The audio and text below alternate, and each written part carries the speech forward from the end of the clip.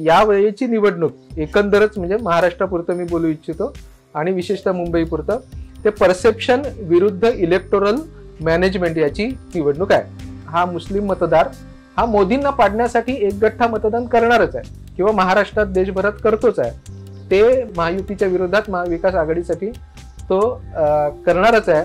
त्याच्यातला सगळ्यात विश्वासार्ह चेहरा हा उद्धव ठाकरे म्हणून समोर आलेले आहेत। प्रत्येक जण येतोय आणि संविधान बदलणार नाही असं स्पष्टीकरण देतोय। हे स्पष्टीकरण देऊन तोच मुद्दा मोठा झालेला आहे। भाजप हे अरिथमेटिक जोडतं म्हणजे बीजगणित करत करत जातं। मग त्याच्यामध्ये त्यांनी सगळ्यात जी मोठी बेरीज केली ती मनसेला आणून केलेली आहे। 2014 आणि 2019च्या नंतर पहिल्यांदा मोदी हे महायुतीच्या मुद्द्यांवर न बोलता महाआघाडीच्या मुद्द्यांवर बोलत आहेत।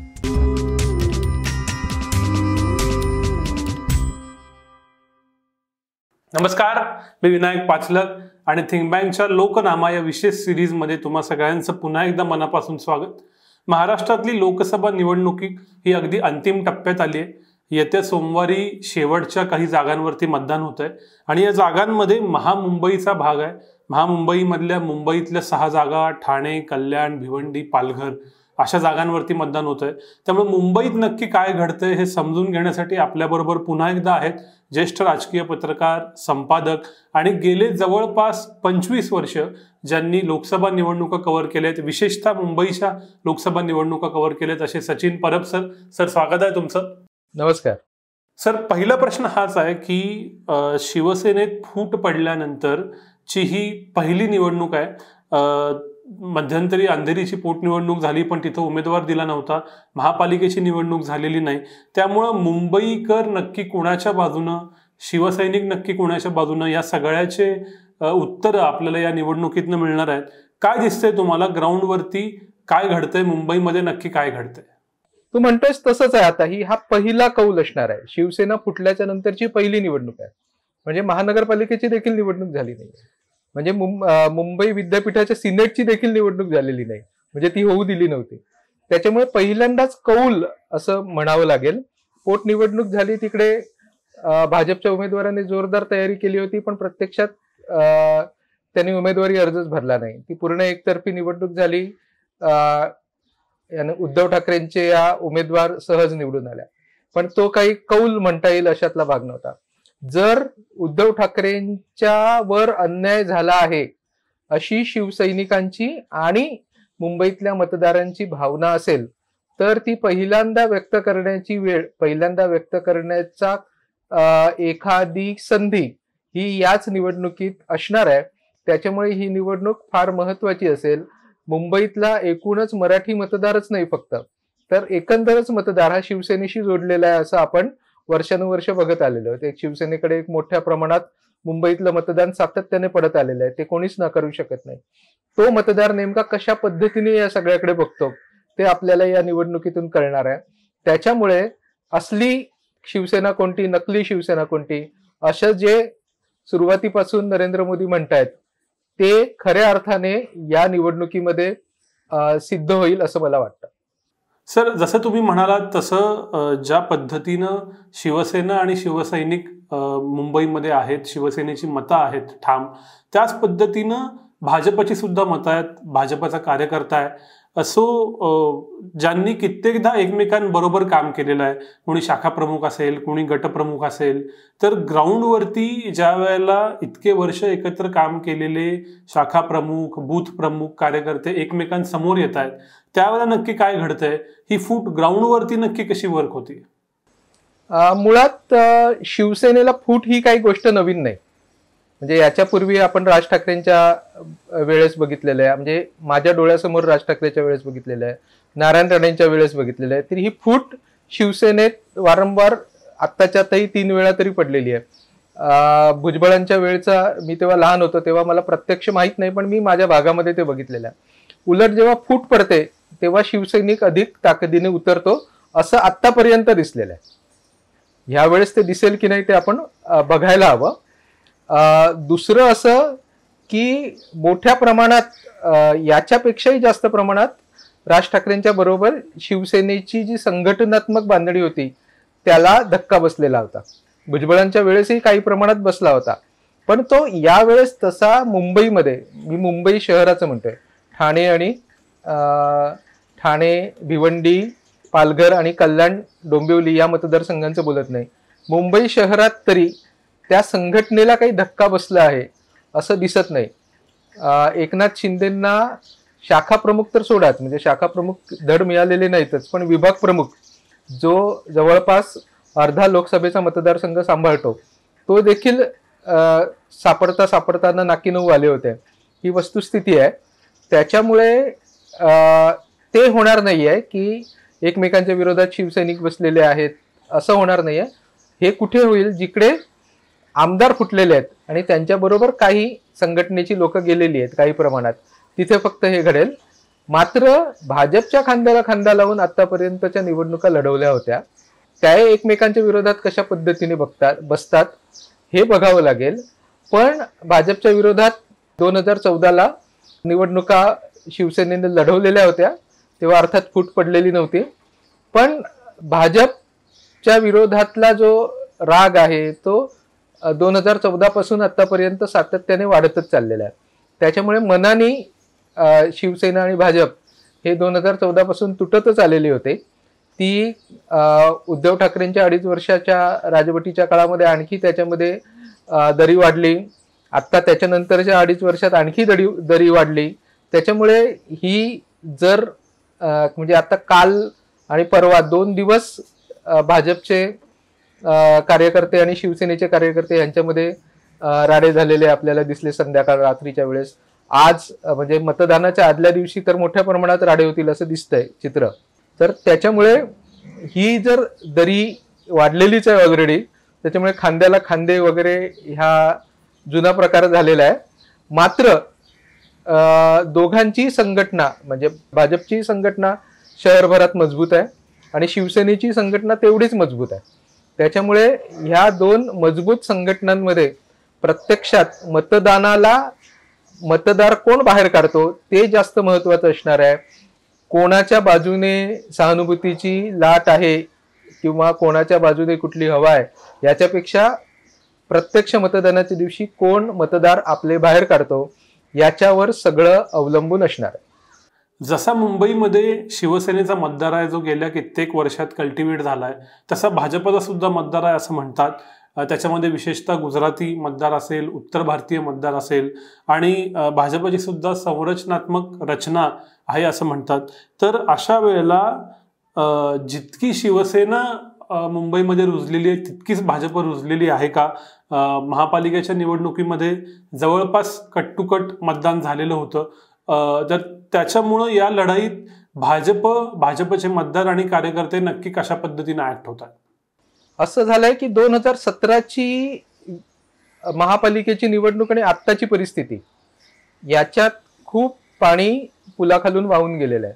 तो काळ खूप बदललेला आहे. काहीही करून शिवसेनेला तसं उत्तर द्यायचं. 2014च्या नंतर झालेली निवडणूक होती आणि आपल्या अस्तित्वाची लढाई लढायची आहे असं भाजपचा कार्यकर्ता रस्त्यावर उतरलेला होता. मी जे म्हणतोय की आपला मतदार कोण बाहेर काढेल हे महत्वाचं आहे. परवा पंतप्रधान नरेंद्र मोदी स्वतः मुंबईमध्ये रोड शो करायला आले आणि तो रोड शो त्यांनी कुठे केला तर घाटकोपरच्या LBS रोडवर, जो पूर्णपणे गुजराती भाग आहे, अशा पूर्णपणे गुजराती भागात त्यांनी तो रोड शो केला. आणि म्हणजे जिथे पंतप्रधान स्वतःच आपला मतदार बाहेर काढण्यासाठी रस्त्यावर उतरले त्यांना याचं महत्व कळलेलं आहे. हा जो मतदार आहे, जो भाजपचा मतदार आहे, तो वर्षानुवर्ष इथे आहे. भाजपची स्थापनाच मुंबईत झालेली आहे. अगदी सुरुवातीच्या काळापासून म्हणजे 1950च्याही अगोदरपासून, जनसंघाच्याही स्थापनेच्या अगोदरपासून भाजपची इथे बांधणी आहे. वेगवेगळे समाज घटक आहेत जे भाजपशी म्हणजे संघाशी, भाजपशी, जनसंघाशी वगैरे वगैरे जोडलेले आहेत, ते इथे आहेतच. त्याच्यामध्ये तू जसं म्हणतोयस तसं गुजराती हा मोठा समाज आहे. गुजराती हा मुंबईत संख्येने देखील मोठा आहे. त्याचं एकंदर मुंबईच्या सामाजिक, आर्थिक, राजकीय जडणघडणीत महत्वाचं योगदान राहिलेलं आहे. तो गुजराती समाज मोठ्या प्रमाणात मुंबईत आहे तो भाजपशी आता गुजराती अस्मितेच्या जोरावर जोडला गेलेला आहे. तो मतदार फार महत्वाचा आहे, पण त्याच्याशिवाय देखील भाजपची एक संघटना या शहरामध्ये निश्चितपणे आहे. आणि ती कुठे कुठे काम करते, तर प्रामुख्याने जिथे भाजपचा उमेदवार आहे तिकडे काम करते. म्हणजे जिथे शिंदेचे उमेदवार आहेत, म्हणजे उदाहरणार्थ दक्षिण मुंबई हा तसं बघायला गेल्यास भाजपचाच गड आहे. म्हणजे भाजपची तिकडे चांगली बांधणी आहे, भाजपचे चांगल्या संख्येने नगरसेवक तिथे आलेले आहेत, पण भाजपला उमेदवारी तिथे मिळालेली नाही. तसंच इथे म्हणजे वायव्य मुंबईत मध्ये देखील अशाच पद्धतीने झालं की तिथे अमोल कीर्तीकरांच्या विरोधात भाजपचा उमेदवार नाही, तिथेही मागणी झाली होती. तिथे फार उत्साहाने काम करताना दिसत नाही. मात्र उत्तर मुंबई आणि ईशान्य मुंबई म्हणजे जिथे मिहीर कोटेच्या विरुद्ध संजय दिना पाटील अशी लढाई सुरू आहे, त्या ईशान्य मुंबईत भाजपचा मतदार किंवा भाजपचा कार्यकर्ता हा हिरिरीने मतदान बाहेर काढण्यासाठी उतरेलच उद्याच्या दिवशी. मात्र तो उत्साह त्या प्रमाणात जिथे उज्ज्वल निकम उभे आहेत तिथे मात्र मला तो फिरताना कमी जाणवला. तो उत्साह हे मला जरा आश्चर्यकारक वाटलं. कदाचित संघटनेच्या बाहेरचा उमेदवार असल्यामुळे असं असू शकेल. त्याच्यामुळे हा जो मतदार आहे, हा जो कार्यकर्ता आहे भाजपचा, तो किती प्रमाणात उत्साहाने उतरतो हीच सगळ्यात मोठी गोष्ट आहे जी डिसाइडिंग फॅक्टर ठरू शकेल. सर, खूप ठिकाणी असा ट्रेंड दिसतो, विशेषतः पुण्याच्या निवडणुकीत तो दिसला की आत्ताचं नॅरेटिव्ह हे भाजपच्या विरोधात आहे असं मानलं जातं, असं मानायला स्कोप आहे, विशेषतः सोशल मीडियावरती. त्यामुळे भाजपचा जो मतदार आहे तो सायलेंट वोटर आहे, तो कदाचित सगळीकडे तितका बोलत नाहीये, व्यक्त होत नाहीये. मात्र मतदानाच्या दिवशी मात्र नरेंद्र मोदींना जिंकवण्यासाठी, पूर्ण बहुमतासाठी तो मोठ्या संख्येनं बाहेर पडताना दिसतो. असंच काहीसं मुंबईत होईल का? भाजपचा सायलेंट वोटर बाहेर पडून नरेंद्र मोदींना जिंकून देण्यासाठी भाजपला आणि शिवसेना शिंदे गटाला मोठ्या प्रमाणात मतदान करेल असं तुम्हाला वाटतं का? नाही, म्हणजे भाजपचा मतदार वोकल नाही आहे हीच परसेप्शन मुळात चुकीचं आहे. तो मुंबईत तरी भरपूर वोकल आहे, सोशल मीडियामध्ये तर प्रचंड वोकल आहे. तो का ऐकत नाहीये, म्हणजे लोकांना ऐकायला येत नाही हे मला कळत नाहीये. भाजपचा मतदार हा प्रचंड वोकल आहे, तो सगळीकडे आहे. म्हणजे पुण्यामध्ये तो काही वोकल नव्हता असं तर कुठे दिसलं नाही, तो सर्वत्र बोलत होता.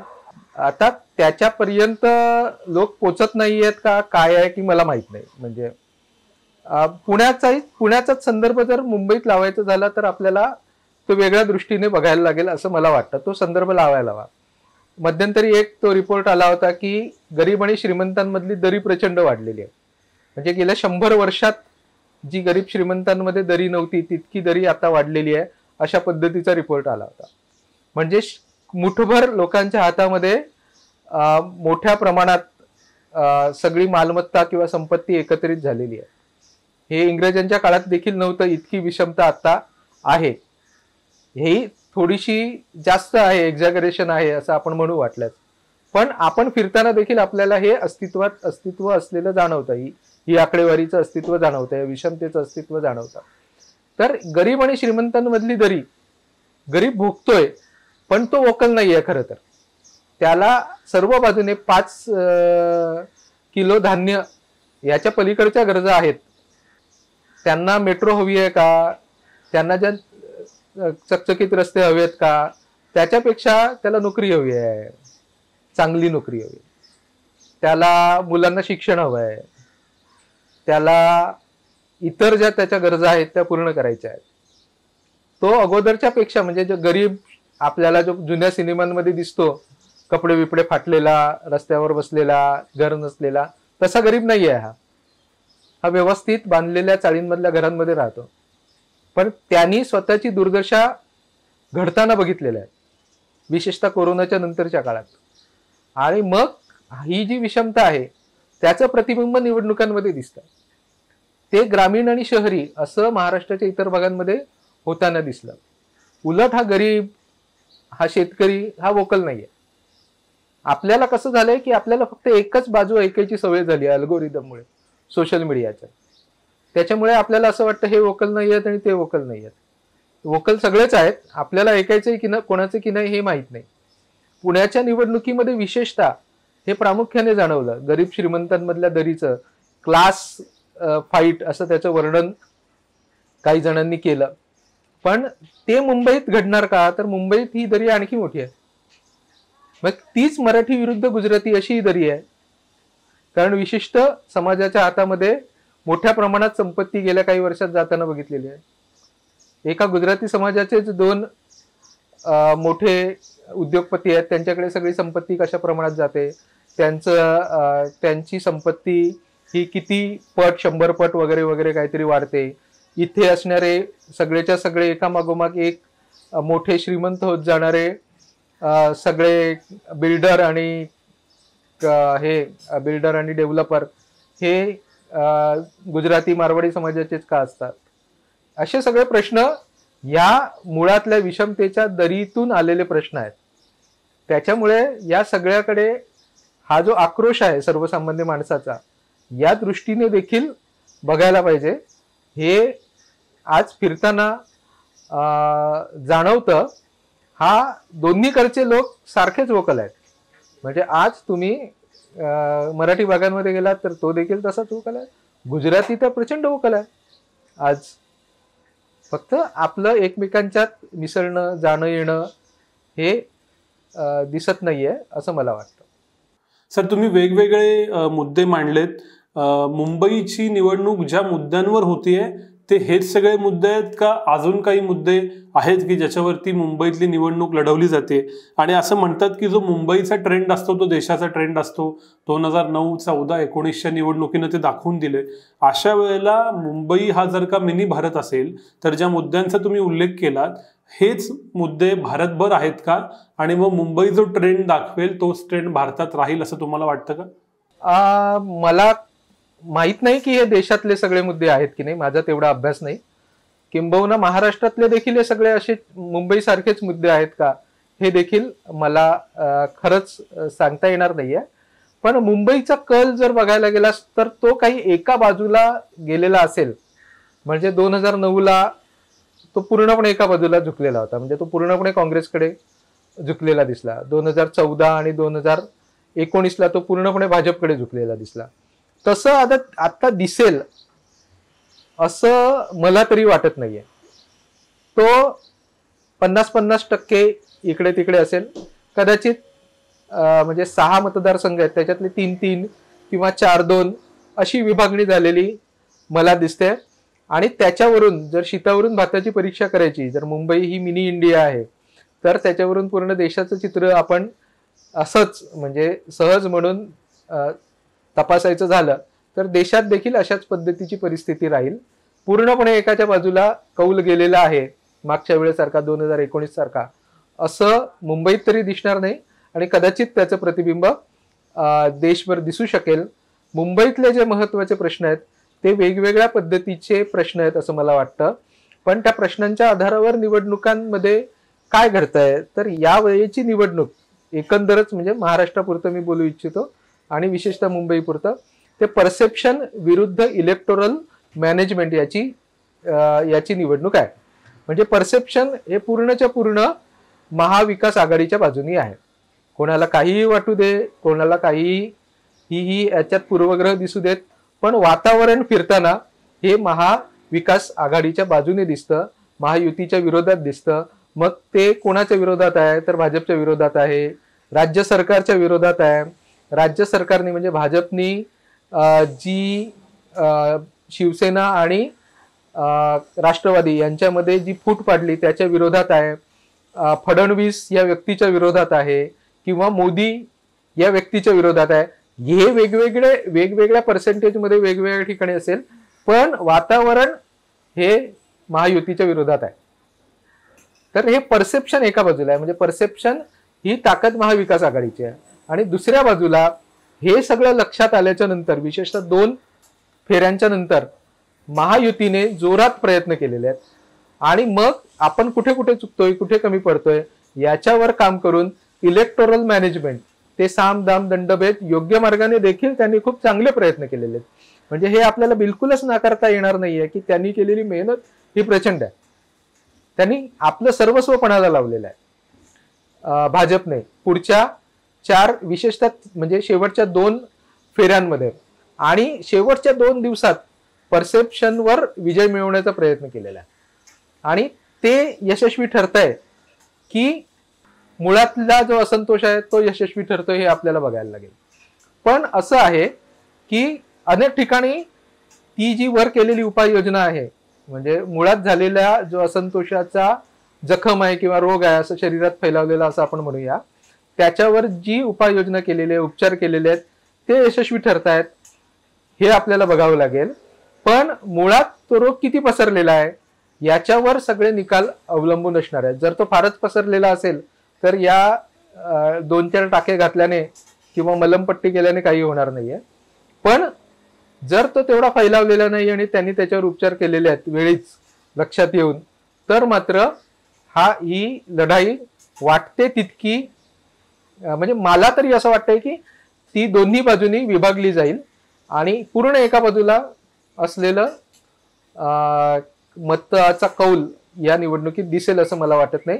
आणि साधारणतः मुंबईतही तेच दिसतं आहे की इथे वातावरण, तुम्ही ट्रेनमध्ये फिरा, तुम्ही त्या मेट्रोमध्ये फिरा, ओला उबेरने जा, रिक्षाने फिरा, बाजारात फिरा, सगळीकडे एक विरोधाचं वातावरण दिसतं आहे महायुतीच्या संदर्भात. मात्र ते मतदानापर्यंत कसं पोहोचेल हे माहित नाही. आणि ते अक्रॉस कुठल्या कुठल्या समाज घटकांमध्ये कशा कशा पद्धतीने किती प्रमाणात आहे याचा काही शिस्तीत अभ्यास केला गेला तरच त्याचं योग्य मूल्यमापन होऊ शकतं. सर, तुम्ही वेगवेगळ्या समाज घटकांचा उल्लेख केलात म्हणून एक गोष्ट विचाराविषयी वाटते की असं मानलं जातं की गेल्या काही वर्षात विशेषतः पक्षफुटीनंतर किंवा महाविकास आघाडी सरकारच्या स्थापनेनंतर मुंबईतला मुस्लिम समाज हा एक गठ्ठा उद्धव ठाकरे यांच्या पाठीमागे उभं राहिलेला आहे. तर हे खरं आहे का? आणि तीच गोष्ट दलित समाजाबाबतीत, दलित समाज सुद्धा आता महाविकास आघाडीच्या पाठीमागे ठामपणे उभा आहे असं मानतात. सो मुस्लिम आणि दलित हे दोन्ही समाज आता महाविकास आघाडीच्या पर्यायानं उद्धव ठाकरेंच्या काँग्रेसच्या पाठीमागे ठामपणे उभे आहेत असं मानलं जातं. वेगवेगळ्या एक्सपर्ट्सकडूनही ते मानलं जातं. हे कितपत खरं आहे? आणि मग ही मतं एक गट्टा जर का महाविकास आघाडीला मिळणार असतील तर त्यांचा नक्की काय परिणाम होईल? यावेळेला विशेषतः मुस्लिम समाजासाठी आपल्या अस्तित्वाची लढाई आहे अशा पद्धतीची भावना आहे. कारण ज्या पद्धतीने मोदी आणि अमित शहा यांची भाषणं सुरू आहेत, म्हणजे अगदी कालपर्यंत की आमचं सरकार आलं नाही तर राम मंदिर तोडून टाकलं जाईल अशा पद्धतीची किंवा बंद करण्यात येईल अशा पद्धतीची भाषा, किंवा मुसलमानांना आरक्षण, ओबीसीचं आरक्षण मुसलमानांना देण्यात येईल अशा पद्धतीची भाषा, ही अत्यंत जो अल्पसंख्याक समाज आहे म्हणजे संख्येने कमी असलेला समाज, ज्याची मानसिकता अल्पसंख्याक असते, अशा लोकांमध्ये हा एक भीतीचं वातावरण निश्चितपणे निर्माण करतो. जेव्हा सर्वोच्च नेता अशा पद्धतीचं बोलतो तेव्हा तर ती भीती वाढते, स्वाभाविक आहे त्याच्यामध्ये. त्याच्यामुळे मोदींना पाडणारा कोण आहे त्याच्या भोवती ही सगळी मतं एकत्रित होती, बरोबर. तर मोदींना सगळ्यात जास्त विरोध करणारे महाराष्ट्रामध्ये कोण आहे तर ते उद्धव ठाकरे आहेत. या मुस्लिम मतदारांना शरद पवारांच्या विषयी तेवढा विश्वास वाटत नाही जितका उद्धव ठाकरेंच्या विषयी वाटतो, असं एक निरीक्षण नोंदवावंसं वाटतं. आणि काँग्रेसकडे असा मोठा एकच नेता नाहीये की ज्याच्यावर मुस्लिम समाजाने विश्वास ठेवावा. त्याच्यामुळे हे सगळं मतदान हे उद्धव ठाकरेंच्या आजूबाजूला एकवटताना दिसतंय. आणि ते आत्ता नाही तर जेव्हापासून त्यांनी विरोधातली भूमिका घेतली तेव्हापासून हे एकवटताना दिसतंय. विशेषतः कोरोनाच्या काळामध्ये याला मोठ्या प्रमाणात सुरुवात झाली, कारण कोरोनाच्या वेळेस मुंबई परिसरामध्ये किंवा ज्या पद्धतीचं काम उद्धव ठाकरे यांच्या सरकारने केलं ते दिलासादायक वाटलं मुस्लिम समाजाला. तेव्हापासून हे एकत्रित होताना दिसतंय. आणि ते मुस्लिम समाज, हा मुस्लिम मतदार हा मोदींना पाडण्यासाठी एकगठ्ठा मतदान करणारच आहे किंवा महाराष्ट्रात देशभरात करतोच आहे. ते महायुतीच्या विरोधात महाविकास आघाडीसाठी तो करणारच आहे. त्याच्यातला सगळ्यात विश्वासार्ह चेहरा हा उद्धव ठाकरे म्हणून समोर आलेले आहेत. म्हणजे मुंबईत साधारणतः 16% 20% मतदार हा प्रत्येक मतदारसंघामध्ये हा मुसलमान आहे. तर तो मतदार जवळपास 20% असल्यामुळे तो महत्वाचा ठरतो. तो 20% मतदारांनी जर पूर्णपणे एक गठ्ठा मतदान सकाळच्या टप्प्यामध्ये करून टाकलं तर मात्र ते महत्वाचं ठरू शकतं. तेच दलितांचं देखील आहे. आरक्षणाच्या विरोधात जे प्रत्येक सभेमध्ये म्हणजे शेवटच्या सभेमध्ये देखील पंतप्रधान नरेंद्र मोदींनी येऊन संविधानाविषयीचं स्पष्टीकरण दिलं. तर त्या सभेमध्ये अजित पवार पण संविधानावर बोलले, त्या सभेमध्ये राज ठाकरे पण संविधानावर बोलले. प्रत्येक जण येतोय आणि संविधान बदलणार नाही असं स्पष्टीकरण देतोय. हे स्पष्टीकरण देऊन तोच मुद्दा मोठा झालेला आहे. यांना 400 पार मतदान कशासाठी हवं आहे तर संविधान बदलण्यासाठी हवं आहे. अशा पद्धतीचा जो नरेटिव्ह सेट झालाय तो शेवटच्या माणसापर्यंत पोहोचलेला आहे. आणि मग तो शेवटच्या माणसापर्यंत पोहोचलेला जो नरेटिव्ह आहे तो फक्त दलितांमध्येच नाही तर सर्व प्रकारच्या वंचितांमध्ये, म्हणजे आमच्या फायद्याचे जे काही कायदे आहेत ते हे लोक संपवतील अशा पद्धतीची एक म्हणजे त्याची तोडमोड केली जाईल अशा पद्धतीची भीती आपोआप तयार झालेली आहे. आणि विशेषतः ते आंबेडकरी समाजामध्ये मोठ्या प्रमाणात आहे. तो देखील समाज मुंबईमध्ये मोठ्या प्रमाणात आहे. तर ही जी एकत्रित मतं झाली तर ती महत्वाची निश्चितपणे ठरणार आहेत.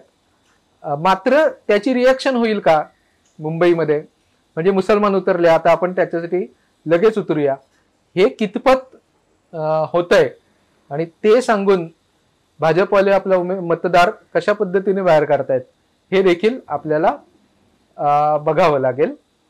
सर, जसं मुंबईमध्ये शिवसेना उद्धव ठाकरे गट 4 जागा लढवतोय त्याच पद्धतीनं काँग्रेस सुद्धा 2 जागा लढवतोय आणि काँग्रेस हा महाविकास आघाडीतला महत्वाचा घटक तर आहेच, पण मुंबईमध्ये सुद्धा तो जवळपास 1/3 जागा लढवतोय. तर अशा वेळेला मुंबईमध्ये नक्की काँग्रेसचं धोरण काय आहे? काँग्रेस कशा पद्धतीने निवडणूक लढते? तुमचं काय आकलन आहे?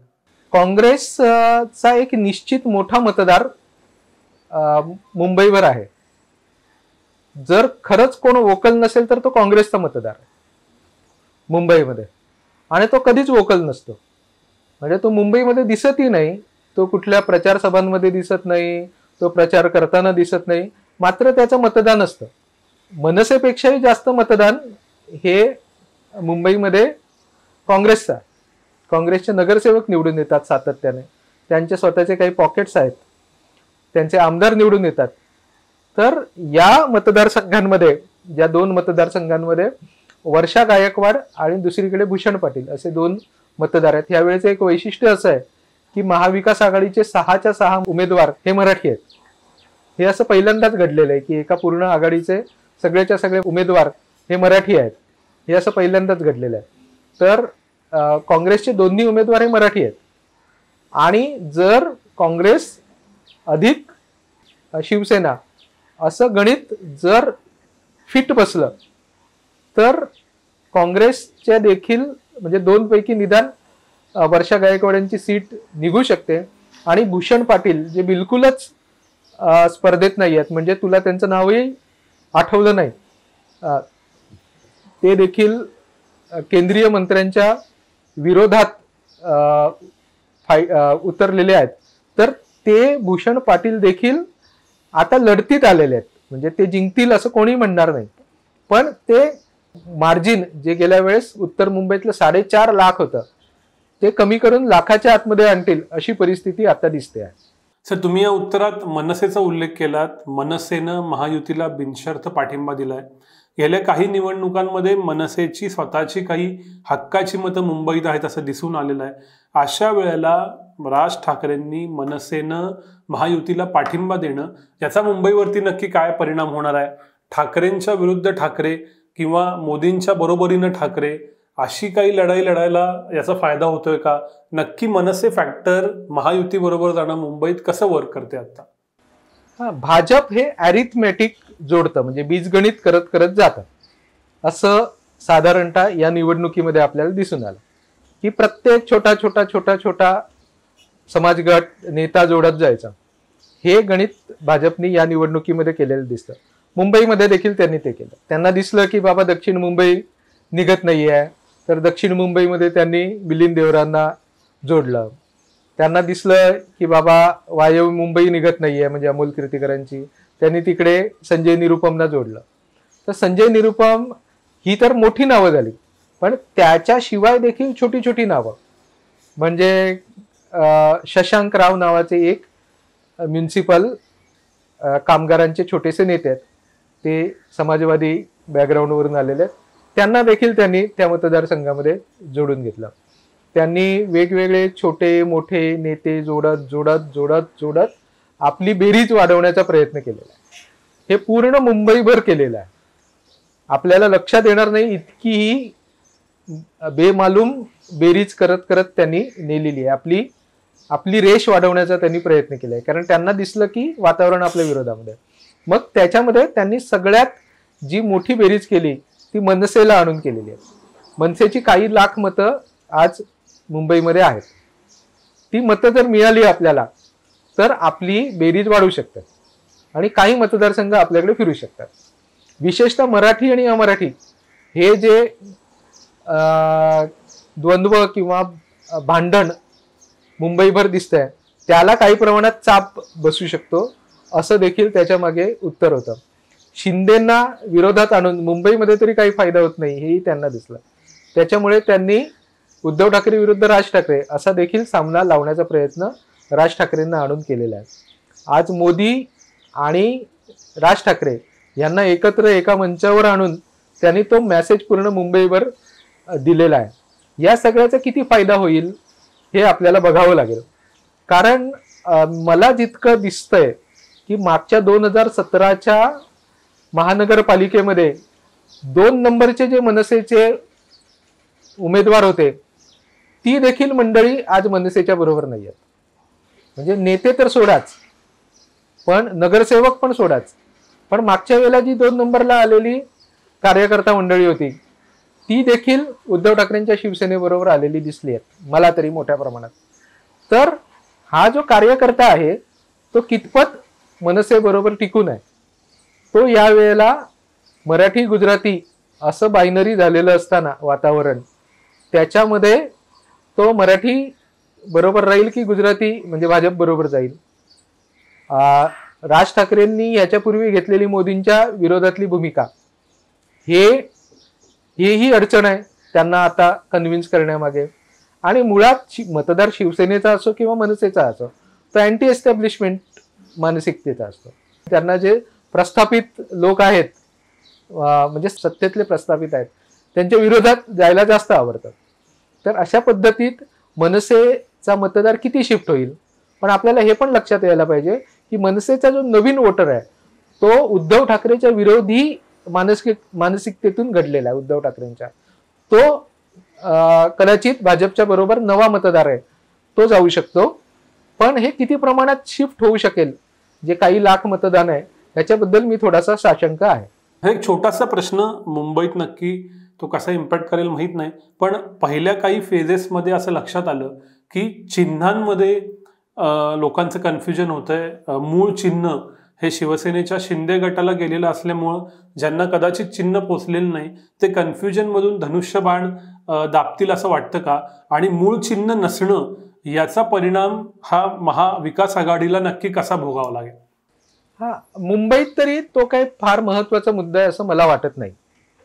लोकांपर्यंत मशाले चिन्ह मोठ्या प्रमाणात पोचलेलं आहे आणि ते मशाले चिन्ह मिळाल्याच्या नंतर इतक्या मोठ्या प्रमाणात नुसते डीपी लावण्यात आले लोकांनी आपल्या व्हॉट्सअपवर. तिथेच म्हणजे शिवसैनिक नसलेल्या लोकांनी आपल्या व्हॉट्सअपच्या डीपीवर मशाले चिन्ह ठेवलं. तर मुंबईमध्ये अनेक गावांमध्ये म्हणजे विदर्भासारख्या किंवा छोट्या छोट्या गावांमध्ये पहिल्या 2 टप्प्यांमध्ये हा मुद्दा दिसला. विशेषतः यवतमाळ वाशिममध्ये हा मुद्दा दिसला. तसा काही हा मुंबईमध्ये दिसेल असं बिलकुलच नाही. असं मला वाटतं. सर, एक महत्वाचा भाग मुंबईच्या निवडणुकीबाबत असा दिसून आला की सर्वच पक्षांना उमेदवारी जाहीर करायला खूपच वेळ लागला. विशेषतः शिंदे नक्की कोणत्या जागा लढवणार, मग दक्षिण मुंबईचा उमेदवार, मग रवींद्र वायकर जिथून लढवतायत ती त्यांची उमेदवारी, भाजपला सुद्धा पूनम महाजनांच्या जागी उमेदवार देताना खूपच वेळ लागला आणि त्याच पद्धतीनं इकडे महाविकास आघाडीत सुद्धा उमेदवारी द्यायला उशीर झाला. सो उमेदवार उशिरा देणं याच्यामुळं मुंबईतल्या निवडणुकीवर नक्की काय परिणाम होत आहेत, लोकांपर्यंत उमेदवार पोहोचू शकतायत का नाहीत, तुमचं आकलन आणि निरीक्षण नक्की काय? एकनाथ शिंदेचं भवितव्य मुंबईच्या मतदानाने ठरेल असं मला वाटत नाही. कारण एकनाथ शिंदेना मुंबईतून तसा पाठिंबा मिळालेला नाही हे सगळ्यांना समोर दिसलेलं आहे. आमदार गेले, खासदार गेले, पण सर्वसामान्य संघटना मात्र शिंदेच्या बरोबर गेलेली नाही. हे चित्र काही स्पष्ट आहे असं मला वाटतं. त्याच्यामुळे तो निकाल काही शिंदेच्या भवितव्याच्या दृष्टीने महत्वाचा ठरेल असं मला वाटत नाही. मात्र जिथे उमेदवार देण्याला उशीर केला ती मात्र फारच मोठी गडबड होती असं मला वाटतं. म्हणजे दक्षिण मुंबई आणि वायव्य मुंबई या दोन ठिकाणी नक्की कोण लढवणार, भाजप लढवणार की शिंदे गट लढवणार हेच उशिरापर्यंत क्लिअर झालं. आणि तिकडे दिलेले दोन्ही उमेदवार म्हणजे दक्षिण मुंबईमध्ये शिंदे गटाच्या यामिनी जाधव असू देत किंवा वायव्य मुंबईमध्ये शिंदे गटाचे वायकर असू देत, हे दोन्हीच्या दोन्ही उमेदवार हे काही ताकदीचे उमेदवार नाहीत असं आज त्या मतदारसंघांमध्ये फिरताना आपल्याला जाणवतं. ते दोघंही ईडीचे आरोपी होते आणि मग त्याच्यातून त्यांनी शिवसेना पक्ष सोडला असं दिसलं. म्हणजे महाराष्ट्र टाइम्सला मुलाखत देताना आत्ता वायकर म्हणजे त्यांचे उमेदवार म्हणून घोषित झाल्याच्या नंतर पण जर रडत असतील की उद्धव ठाकरेंना सोडलं ते माझ्यासाठी फार दुःखद क्षण होता अशी आठवण येऊन आवंडा गिळत असतील तर कठीणच आहे या उमेदवारांचं. आणि त्यापेक्षा भाजपची त्या मतदारसंघांमध्ये चांगली ताकद आहे. म्हणजे दक्षिण मुंबईत तर निश्चितपणे चांगली ताकद आहे. दक्षिण मुंबईमध्ये भाजपकडे उमेदवार नव्हते अशातलाही भाग नाही. दक्षिण मुंबईतलं समाजांचं गणित हे देखील खरं तर चांगलं आहे. असं असताना देखील त्या जागा भाजपला न मिळता या शिंदे गटाला मिळणं मुळात हीच गडबड होती. कदाचित या जागांवर आपण निवडून येत नाहीये भाजपला लक्षात आल्याच्या नंतर त्यांनी शिंदे गटाच्या गळ्यात मारले असतील याची मला तर सर्वात जास्त शक्यता वाटते. पण तिकडे भाजपनी लढायला हवं होतं. अगोदरपासून उमेदवार दिला असता म्हणजे उदाहरणार्थ त्यांनी ज्या पद्धतीने शिंदे गटाने राहुल शेवाळे हा उमेदवार अगोदरच घोषित केला तर अशा मतदारसंघामध्ये आता उत्तम फाईट मध्ये आहे. म्हणजे उलट थोडासा वरचष्माच आहे राहुल शेवाळेंचा त्यांच्या मतदारसंघामध्ये. असं जर त्यांनी अगोदर दिलं असतं तेच त्यांनी उज्ज्वल निकम यांच्या बाबतीत देखील केलं. उशिरा उमेदवारी घोषित केली. आता काँग्रेसने त्याच्याही पेक्षा उशिरा उमेदवारी घोषित केली आहे आणखीच प्रॉब्लेम आहे. पण इतक्या उशिरा उमेदवारी का घोषित करावी? म्हणजे तो मतदारसंघ हा सिटिंग तुमचा खासदार आहे. तुम्हाला पूनम महाजनांना उमेदवारी द्यायची नाही तर नका देऊ. पूनम महाजनांना उमेदवारी का नाही द्यायची याचं काही लॉजिक नाही. म्हणजे कुठल्याच तिन्हीच्या तिन्ही खासदारांना का काढलं ह्याचं लॉजिकच काही नाही. जर आपल्याला काढायचं आहे तर अगोदर घोषणा करा, नाव पोचू द्या. कारण नाव पोचणं गरजेचं असतं. आज मिहीर कोटेचांना ती अडचण होते की मनोज कोटक हे एस्टॅब्लिश असलेलं नाव होतं, ते पोचलेले नाहीत. मिहीर कोटेचा यांना त्या मतदारसंघामध्ये अडचण होते. म्हणजे अगोदर घोषणा करून देखील. तर उमेदवार बदलाची खरंच गरज होती का या मतदारसंघांमध्ये याचाही विचार. आणि जर बदललाय तर तो त्यांनी निदान वेळेत तरी बदलायला हवा होता. आणि जर बदलायचा असेल तर एखादा बाहेरून उमेदवार आणायच्या ऐवजी संघटनेतला एखादा उमेदवार आणायचा होता. म्हणजे तुम्ही तिकडे आशिष शेलारांना नाही देऊ शकत आहात ते ठीक आहे. दुसरे तुमच्याकडे आमदार आहेत, त्या दुसऱ्या आमदारांना उमेदवारी द्यायची होती. तर ह्या अनेक गोष्टी आहेत. गणित जी वेगवेगळ्या समाज घटकांची करायची होती त्याच्यामध्ये दोन्ही फसलेले दिसत आहेत. म्हणजे पूर्ण महाराष्ट्रामध्ये काँग्रेसचा एकही मुस्लिम उमेदवार नाही आहे, हे असं पहिल्यांदा घडतंय.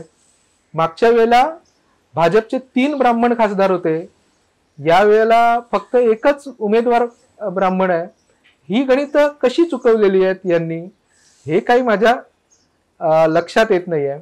तर ही जी सगळी वेगळी उमेदवार, नवे उमेदवार यांची जी काही खिचडी मुंबईमध्ये झालेली आहे, त्याच्यामुळे इथलं चित्र अजूनही पाहिजे त्या प्रमाणात स्पष्ट होतंय असं मला वाटत नाही. विशेषतः एकनाथ शिंदेंनी या सर्व जागा आपल्याला मिळाव्या त्यासाठी प्रयत्न केले. आपण जर का महामुंबईकडे आलो तर ठाणे आणि कल्याणची जागा ही भाजपला मिळावी अशी चर्चा होती. त्यासाठी खूप बार्गेनिंग झालं असंही बोललं जातं. मात्र त्या जागा राखण्यामध्ये, विशेषतः ठाण्याची जागा राखण्यामध्ये शिंदेंच्या सेनेला यश आलं असं दिसतंय. त्यामुळं भाजपमध्येही काही प्रमाणात नाराजी अशी चर्चा होती. सो उशिरा जागा जाहीर होणं, जागा शिंदेंच्या गटालाच मिळणं, याच्यावरून शिंदेंची शिवसेना आणि भाजप यांच्यामध्ये काही अंतर्गत क्लॅशेस आहेत का? या जागा एकनाथ शिंदेंनी प्रतिष्ठेच्या केल्यात का? आणि मग याचा परिणाम निकालावर होईल का? किंवा एकनाथ शिंदेंची जी प्रतिष्ठा आहे किंवा जे राजकीय भविष्य आहे याच्यामध्ये या जागा ते जिंकू शकतात का नाहीत, यानं काही फरक पडू शकतो का? गणपत गायकवाड यांचं जे प्रकरण घडलं, म्हणजे भाजपच्या आमदारांनी शिंदे गटाच्या शहर प्रमुखावर गोळ्या झाडल्या, हे घडणं, ह्याच्यातच हा संघर्ष किती टोकाला गेलेला आहे आपल्याला कळू शकतो. बरोबर. तर हा संघर्ष आहे. पण 3ऱ्या-4थ्या टप्प्याच्या नंतर जेव्हा भाजपलाच जागा कमी होतील आणि नरेंद्र मोदी पुन्हा निवडून येतील की नाही, अशा पद्धतीच्या चर्चा जेव्हा आता झालेल्या आहेत, तेव्हा संघर्ष कमी झालेला मला तरी दिसतो. त्याच्यामुळे भाजपच्या कार्यकर्त्यांना शिंदेंच्या उमेदवारांसाठी नुसते प्रयत्न नाही तर जीव ओतून प्रयत्न करण्याशिवाय दुसरा काही पर्याय उरलेला नाही. त्याच्यामुळे शिंदेंच्या सर्व उमेदवारांना एक तयार संघटना, तयार मतदानाची एक यंत्रणा तयार सापडलेली आहे, जी कदाचित पहिल्या टप्प्यात मुंबईत मतदान झालं असतं तर बिलकुलच मिळाली नसती पहिल्या 2 टप्प्यात. तर भाजप आणि शिंदे यांच्यामध्ये असलेला संघर्ष हा मुंबईमध्ये तर आहेच आहे, तर मुंबईच्या बाहेर जे 4 मतदारसंघ आहेत महामुंबईतले, म्हणजे भिवंडी, त्याच्यानंतर पालघर, कल्याण आणि ठाणे, हे 4 मतदारसंघ बघता इथे देखील तो संघर्ष मोठ्या प्रमाणात आहे. ठाण्यामधला संघर्ष हा शिवसेना आणि भाजप किंवा संघ यांच्यातला जास्त होता. तो आनंद दिघेंवर आलेला सिनेमा होता, त्याच्यामध्ये जसं दाखवलं होतं तसा हा संघर्ष नाहीये मुळातला. ही सीट कोण खेचून घेणार आपल्याकडे? वर्षानुवर्ष जिकडे भाजपचा खासदार निवडून आलेला आहे तिकडे शिवसेनेनी आपला दावा ठोकणं आणि तिकडे वर्षानुवर्ष निवडून आणणं, हे आनंद दिघेंचा संघर्ष होता. तो आनंद दिघेंचा संघर्ष आत्ता इथे दिसायला लागला होता, शिवसेना विरुद्ध भाजप. आणि त्याच्यामध्ये आत्ता तरी उमेदवारी घेताना शिवसेनेची सरशी झालेली दिसते, म्हणजे शिंदे गटाची सरशी झालेली दिसते. तो संघर्ष इतका सोपा नाहीये, त्याचे पडसाद पोचणारच आहेत, कितीही म्हटलं तरी उमटणारच आहेत. ते कशा पद्धतीने उमटतायत, खरोखर उमटतायत की नाही, हे आपण बघायला पाहिजे असं मला वाटतं. सर, आपण सहानुभूतीबद्दल बोललो, मराठी गुजराती अस्मितेबद्दल बोललो, पण विशेषतः महायुतीचे काय मुद्दे या मुंबईच्या निवडणुकीमध्ये आहेत? काय नरेटिव्ह महायुतीकडून मांडलं जात आहे? ते विकासाचं नरेटिव्ह आहे का? जी वेगवेगळी विकास कामं गेल्या काही वर्षात झाली त्याच्या जीवावर महायुती मतदान मागते का? कारण रश्मिका मंदनाचा अटल सेतूवरचा व्हिडिओ आला, तो व्हायरल होतोय. तर महायुतीचं या निवडणुकीतलं, विशेषतः महामुंबईतलं नरेटिव्ह नक्की काय? मला तरी ते विकास कामांवर जे दिसतंय ते जनरल आहे, म्हणजे पत्रकांमध्ये आणि जाहिरातींमध्ये छापण्यापुरतं आहे. जे सांगण्याचं भाषणांमधलं नरेटिव्ह आहे ते मात्र यावेळेला पहिल्यांदा असं जाणवलं 2014 आणि 2019च्या नंतर पहिल्यांदा कुठल्या निवडणुकीमध्ये अशा पद्धतीने जाणवलं की भाजप हे महायुतीच्या मुद्द्यांवर न बोलता किंवा मोदी हे महायुतीच्या मुद्द्यांवर न बोलता महाआघाडीच्या मुद्द्यांवर बोलत आहेत. म्हणजे पूर्णच्या पूर्ण ते महाआघाडीच्या ग्राउंडवर खेळताना आपल्याला दिसत आहेत. म्हणजे संविधानाचा मुद्दा असू दे, नाहीतर तो एकूण असलेल्या असंतोषाचा मुद्दा असू दे, ते स्पष्टीकरण देत आहेत किंवा काहीतरी वेगळं हिंदू मुस्लिम असं नरेटिव्ह उभं करताना दिसत आहे. कालच्या झालेल्या सभेमध्ये त्यांनी रामाचा मुद्दा उचलला, तोच अधिक जोरात मांडला असता तर प्रभावी ठरला असता का, हे देखील बघायला होतं. 370 हा देखील महत्वाचा मुद्दा होता, पण तो आता अपील होतोय का, कारण ते झालेलं आहे. ही गडचण झालेली आहे की हे झालेल्या गोष्टी आहेत, त्याच्यामुळे त्याचं ते अपील होत नसावा असं मला वाटतं. पण ही निवडणूकच पूर्णपणे राष्ट्रीय प्रश्नांवर लढली गेलेली आहे असं दिसत नाही. पूर्ण निवडणुकीमध्ये निदान महाराष्ट्रात तरी स्थानिक प्रश्न, स्थानिक समीकरणं हेच प्रभावी ठरताना दिसतं. एखाद्या मुद्द्यावर निवडणूक लढली जाते देशभरात, अशी ही निवडणूक नव्हती. हेच या निवडणुकीचं वैशिष्ट्य आहे असं मला वाटतं. सर, शेवटच्या प्रश्न आधीचा पेनल्टिमेट प्रश्न की मुंबईच्या निकालाचा सर्व पक्षांवर, विशेषतः उद्धव ठाकरे, त्यांची शिवसेना, भाजप, देवेंद्र फडणवीस आणि एकनाथ शिंदे हे जे 3 तिथले प्रमुख स्टेक होल्डर आहेत, यांच्यावरती नक्की काय परिणाम होईल? यांच्या राजकीय भविष्यावरती काही परिणाम होईल का? विधानसभेवर काही परिणाम होईल का? तुम्हाला काय वाटतं? नाही, फक्त मुंबईच्या गणितांवर काही परिणाम, दूरगामी परिणाम होतील कोणावर असं काही मला वाटत नाही. ते दूरगामी परिणाम फक्त शिवसेनेवर घडू शकतात, भाजपवर तसे काही घडतील असं मला वाटत नाही. शिंदेवरही तसे काही घडतील अशातला भाग नाही. शिंदेचे प्रामुख्याने आलेले सगळे आमदार हे महाराष्ट्राच्या वेगवेगळ्या भागातून, म्हणजे मुंबई शिवायच्या भागातून मोठ्या प्रमाणात आहेत, ग्रामीण भागातून मोठ्या प्रमाणात. तिकडे ओव्हरऑलच ते यशस्वी होत आहेत का याच्यावर त्यांचं सगळं अवलंबून असणार आहे. निकाल काय लागणार आहेत याच्यावर पुढच्या 6 महिन्यातली गणितं अवलंबून असणार आहे. काहीही होऊ शकतंय आणि कुठेही काही होऊ शकतंय, अशी सगळी गणितं या पुढच्या गणितामध्ये असू शकतील असं मला वाटतं. सर, अजून एक प्रश्न याच उत्तरातून आलेला की मध्यंतरी अचानक नरेंद्र मोदींनी उद्धव ठाकरे यांच्याबद्दल मवाळ भूमिका घेतली. 1-2 वृत्तवाहिन्यांना दिलेल्या मुलाखतीत त्यांची ती भूमिका दिसून आली. नंतर त्यांनी अचानक उद्धव ठाकरेंवर जोरदार टीका केली, असली नकली शिवसेनेचा मुद्दा काढला. अगदी कालच्या सभेतही त्यांनी टीका केली. नक्की शिवसेनेच्या ठाकरे गटाबद्दलचं नरेंद्र मोदींचं धोरण काय आहे आणि ते असं का बदलतं, याच्या पाठीमागचं लॉजिक काय आहे? पहिल्या 2 टप्प्यात जेव्हा नरेंद्र मोदी अगदीच बॅकफुटवर गेले, तेव्हा आपल्या सोबत कोणी ना कोणी नंतरची गणितं जोडण्यासाठी कोण कोण असू शकतात, तर तेव्हा उद्धव ठाकरे आपल्या सोबत असू शकतील असं त्यांना वाटलं असेल. त्या दृष्टीने ते मवाळ झालेले दिसू शकतात. मात्र ते सातत्याने उद्धव ठाकरेंवर टीका करत आलेले आहेत हे मात्र दिसतं. सुरुवातीच्या ज्या लढती होत्या तिकडे उद्धव ठाकरे लढतीमध्येच नव्हते, पण नंतर जसं जसं शेवटचे टप्पे येत गेले तसे तसे उद्धव ठाकरेंच्या उमेदवारांची, मतदारसंघांची संख्या वाढत गेली. तिथे जर उद्धव ठाकरेंवर त्यांनी टीका केली नसती तर ते उभेच राहू शकले नसते. त्याच्यामुळे उद्धव ठाकरेंवर त्यांना टीका करणं हे क्रमप्राप्त होतं आणि त्या दृष्टीने त्यांनी उद्धव ठाकरेंवर टीका केली आहे. म्हणजे अगदी नामर्द वगैरे म्हणण्यापर्यंत, असली नकली बाळासाहेबांचा मुलगा असा असूच शकत नाही, इथपर्यंत त्यांनी टीका करून जे काय करता येईल ते त्यांनी त्यांच्या परीने सगळं केलंय. त्यालाही यांच्या परीने तेवढीच खालचं टोक गाठत उत्तरं दिली गेलेली आहेत. त्याच्यामुळे हे झालेलं आहे. याची कारणं ही निकाल लागल्याच्या नंतरच्या परिस्थितीशीच आपल्याला जोडून बघावी लागतात. सर, शेवटचा प्रश्न, महामुंबईतल्या 10 जागा नक्की कोण जिंकेल? तुमचं काय प्रेडिक्शन आहे सीट वाईज? आम्हाला समजून घ्यायला आवडेल.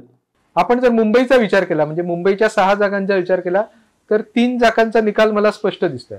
म्हणजे उत्तर मुंबईमध्ये भाजप येत आहे, नंतर दक्षिण मुंबई आणि वायव्य मुंबई म्हणजे जिकडे अरविंद सावंत आणि अमोल कीर्तीकर उद्धव ठाकरे गटाचे उभे आहेत. या 3 जागा निवडून येतील असं मला दिसतं. उरलेल्या 3 जागांवर फाईट आहे. म्हणजे या 3 जागांवर फाईट नाही अशातला भाग नाही. नंतर दक्षिण मुंबईमध्ये उद्धव ठाकरे गट येतो.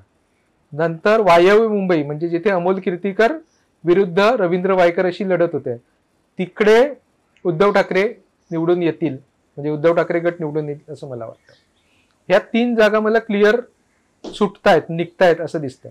उरलेल्या 3 जागांवर अटीतटीची लढाई सुरू आहे. त्याच्यामध्ये राहुल शेवाळे विरुद्ध अनिल देसाई अशी जी फाईट आहे, त्याच्यामध्ये आत्ता या क्षणाला मला राहुल शेवाळे थोडेसे वर आहेत असं मला वाटतं. म्हणजे त्यांचा अपर हँड आहे असं वाटतं. त्याच्यानंतर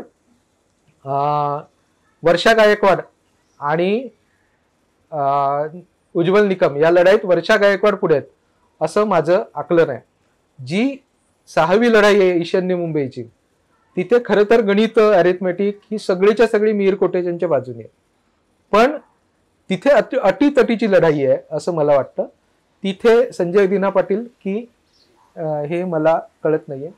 ठाण्याला उमेदवार द्यायला फारच उशीर शिंदे गटाने लावला, त्याच्यामुळे शिंदे गट मागे पडलेला आहे. नाहीतर तो शिंदे गट हा शिंदे गटाचा बालेकिल्ला आहे. इथे शिंदे गट जिंकूनच यायला पाहिजे. पण तरी देखील ठाणे शहराच्या 2 विधानसभा मतदारसंघांमध्ये राजन विचारे उद्धव ठाकरे गटाचे त्यांनी थोडीफार तरी आघाडी घेतील किंवा 50% घेतील. पण जे ठाण्याच्या बाहेरचे जो भाग या मतदारसंघामध्ये आहे, म्हणजे उदाहरण नवी मुंबईतले 2 विधानसभा मतदारसंघ आणि मीरा भाईंदरचा 1 मतदारसंघ, इथे जी भाजप आघाडी घेईल ती तोडणं विचारेंना कठीण जाईल. त्याच्यामुळे इथेही भाजप म्हणजे महायुती जी आघाडी घेईल ती विचारेंना तोडणं कठीण जाईल. त्याच्यामुळे ठाण्यामध्येही शिंदे गट, कल्याणमध्येही शिंदे गट येईल. पण ही लढाई सोपी आहे अशातला भाग नाही. त्याच्यानंतर पालघरमध्ये नेमकं काय होईल हे फारच इंटरेस्टिंग आहे, कारण तिकडे तिहेरी लढाई सुरू आहे. तिकडे भाजपचा उमेदवार आहे, तिकडे शिवसेना उद्धव ठाकरे गटाचा उमेदवार आहे, त्याचबरोबर तिसरा उमेदवार हा बहुजन विकास आघाडीचा उमेदवार आहे. बहुजन विकास आघाडी हितेंद्र ठाकूरांची जी चा पक्ष आहे, त्याचे 3 आमदार ऑलरेडी त्या मतदारसंघामध्ये आहेत. त्यांचे शिट्टी या मतदान चिन्हासाठी ते ओळखले जातात. त्याच्यामुळे तिथे शिट्टी वाजेल असं मला वाटतं. म्हणजे बहुजन विकास आघाडी जिंकेल. तिकडे दुसऱ्या नंबरवर उद्धव ठाकरे शिवसेना गट राहील आणि तिसऱ्या नंबरवर भाजप जाईल की काय असं मला वाटतंय. भिवंडीमध्ये आत्ता या क्षणालाही निकाल कशा पद्धतीने लागेल हे कळत नाहीये, कारण तिकडेही तिहेरी लढाई आहे. तिथे आत्ता या क्षणाला भाजपचे सिटिंग खासदार कपिल पाटील आहेत, ते पुढे आहेत असं मला वाटतं. सचिन सर, तुमचे खूप खूप आभार. तुम्ही मुंबईतल्या महामुंबईतल्या वेगवेगळ्या गोष्टी आम्हाला उलगडवून सांगितल्या, करंट्स अंडर करंट सांगितले. चुरशीच्या लढती आहेत हे तर लक्षात आलेलंच आहे. मतदानात काय होतंय ते बघूया. परत या मुंबईतल्या राजकारणावरती चर्चा करू, पण आता इथंच थांबूया. धन्यवाद.